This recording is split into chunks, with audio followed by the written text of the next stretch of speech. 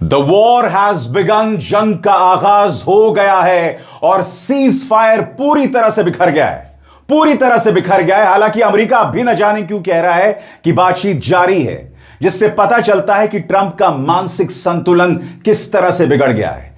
यह भी पता चल रहा है कि ट्रंप पूरी तरह से पैरानॉइड हो गए हैं। उनके मन में ईरान का खौफ इस कदर बढ़ गया है कि वो इसराइल के हर झूठ पर विश्वास कर रहे हैं और अब इसराइल उन्हें समझा चुका है कि ईरान उन्हें मारना चाहता है। बहरहाल मैं आपको बता दूं, जॉर्डन में ईरान ने IRGC यानी इस्लामिक रिवॉल्यूशनरी गार्ड कोर ने अमेरिकी बेस को 10 मिसाइल्स के जरिए पूरी तरह से तबाह कर दिया है। इस बीच अमेरिकी हमले का कहर चाबहार बंदरगाह परियोजना में साफ तौर पर दिखाई दे रहा है। वही चाबहार बंदरगाह परियोजना जिसको लेकर ईरान और भारत के बीच में डील थी, मगर ट्रंप के दबाव के चलते हमने अपना हाथ उस डील से वापस खींच लिया। हालात बद से बदतर होते जा रहे हैं और इस बीच सुप्रीम लीडर खामेनी को सुपुर्दे खाक कर दिया गया है। लाखों की तादाद में, मिलियंस की तादाद में लोग इकट्ठा हुए।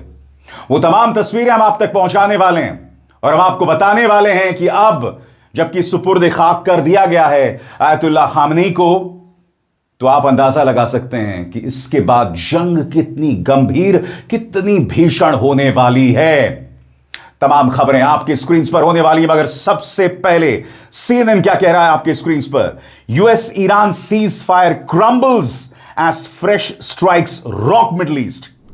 ब्रेकिंग न्यूज आपकी स्क्रीन पर। ईरान के अधिकारियों और सरकारी मीडिया के मुताबिक देश के दक्षिणी हिस्सा में कई बड़े धमाके हुए हैं। इसमें बुशहर परमाणु केंद्र के पास हुए धमाके भी शामिल हैं। यानी कि यहां पर अमेरिका तापमान बढ़ा रहा है, परमाणु संयंत्रों पर हमला कर रहा है, वो एक बहुत बड़ी रेड लाइन क्रॉस कर रहा है।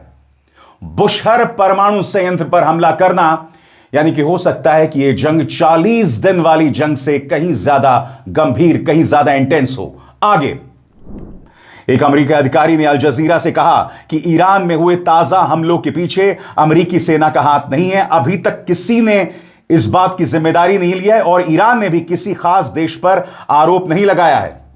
तो फिर यह हमला किसने किया? बुशहर परमाणु प्लांट पर हमला किसने किया?